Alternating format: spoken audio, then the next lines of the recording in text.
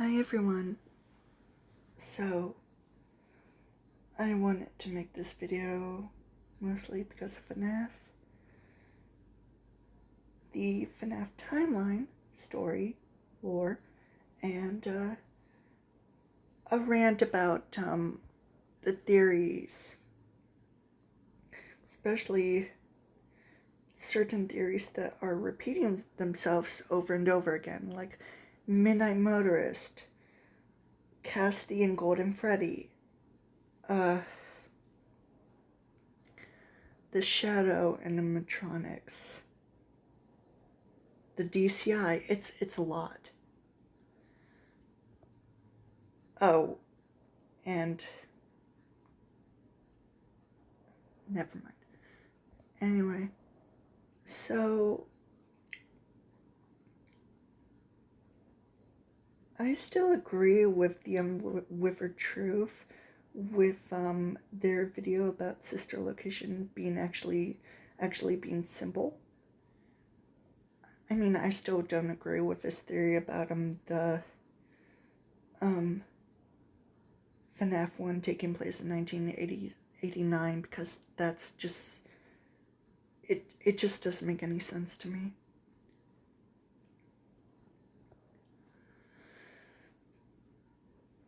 But basically, he explained his version of what happened during the early events of FNAF, and I honestly think it's pretty solid.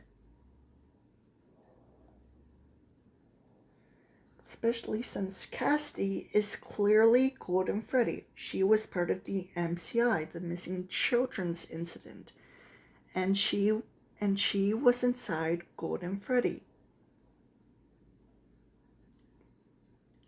Now, I wanted to talk about this, but I watched a video by Mr. Deskman. That was a video uploaded 2 months ago, where the Fredbear plush solves FNAF 4. And I watched the video, and itself,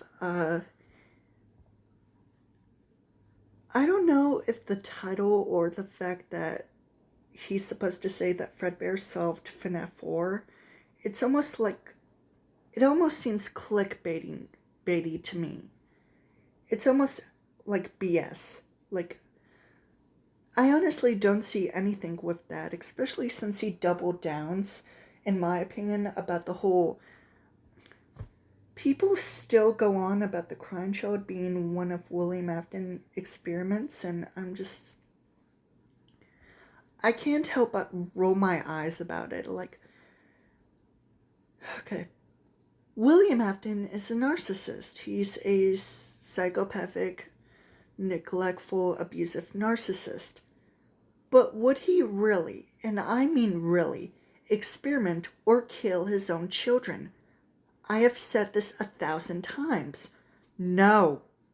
Just no. Absolutely not. And about Midnight Motors. The Midnight Motors is clearly about the Aftons, with the car being clearly William Afton's, due to 5 laps at Freddy's. People know that 5 laps at Freddy's exists, right? And if the Crime Child died before Charlie, and William Afton killed Charlotte because his own child died at the hands of Henry some animatronic Fredbear, then by default, Michael would be the runaway. And I just want to say, how the hell would the Crime Child be the runaway in Midnight Motors if he was already killed before Charlotte? The answer that he wouldn't. He's already dead. He died in the hospital.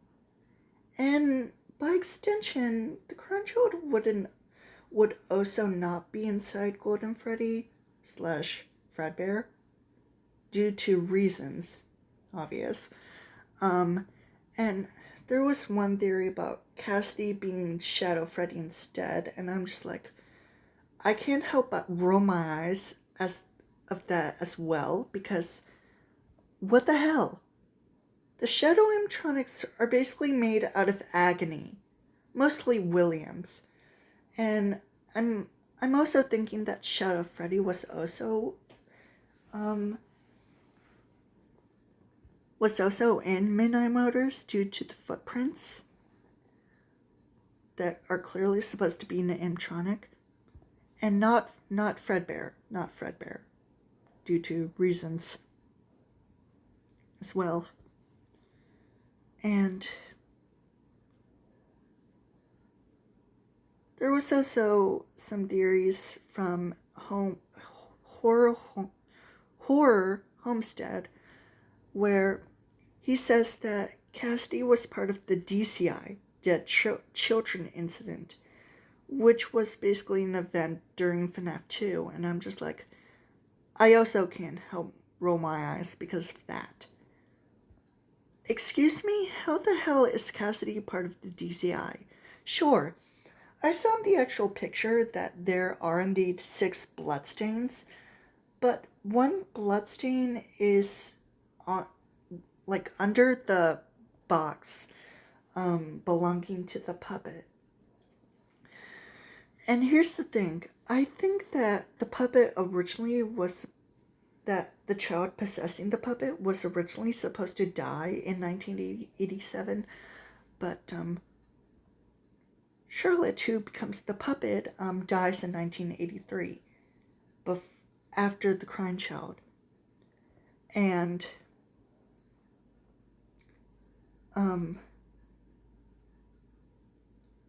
it was also later that night during Midnight Motorist, so yeah. Anyway. So basically the 6 bloodstains, sort of a retcon, but I wouldn't say that Cassidy is part of the DCI, especially with his Horror Homestead's recent video about answering questions and about did the MCI solve FNAF once a year, something like that. And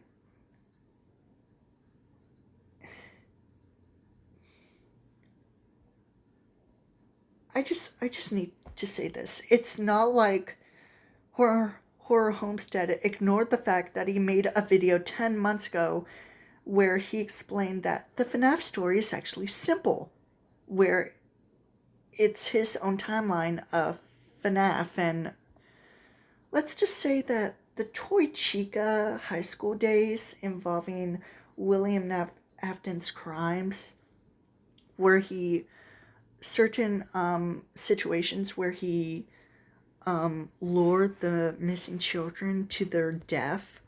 The only confirmed situation involving one of the missing children is Susie. Meanwhile, the others, basically, Toy Chica's high school days are basically just in high school, like homework, waiting after school, stuff like that. And, asking a boy to come over to your house. That's completely normal for high school kids. Not a grown man kidnapping children. Also, for William Afton telling one of the children to come with him because a house is on fire, and that he needs the child to get rid of the flames.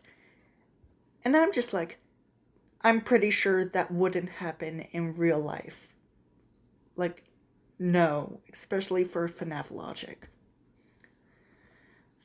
William Afton clearly lured the 5 children to the back room, to the safe room, where he killed them, and probably even stuffed their bodies into the animatronic suits, including Golden Freddy, need I remind you. Now, Cassidy is clearly Golden Freddy and part of the MCI.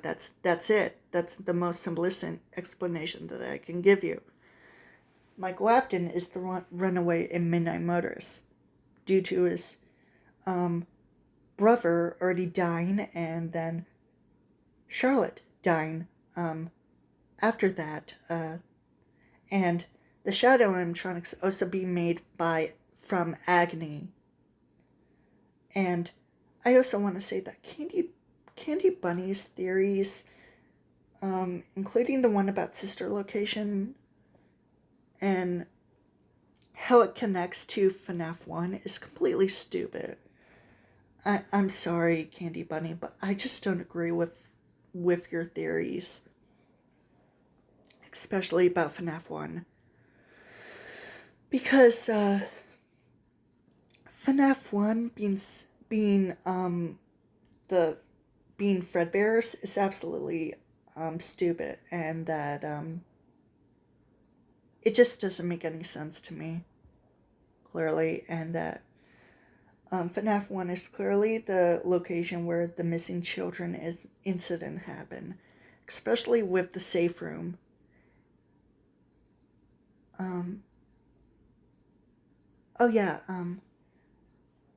I also want to say, I'm just getting tired of these theories just popping up day after day, and some of them are about Cassidy, and I just want to say, leave Cassidy alone. Leave her alone. She's Golden Freddy and part of the MCI. That's it. Okay? Got it. Just leave her alone. Okay? And due to Whifford's version of the early events of Five Nights at Freddy's,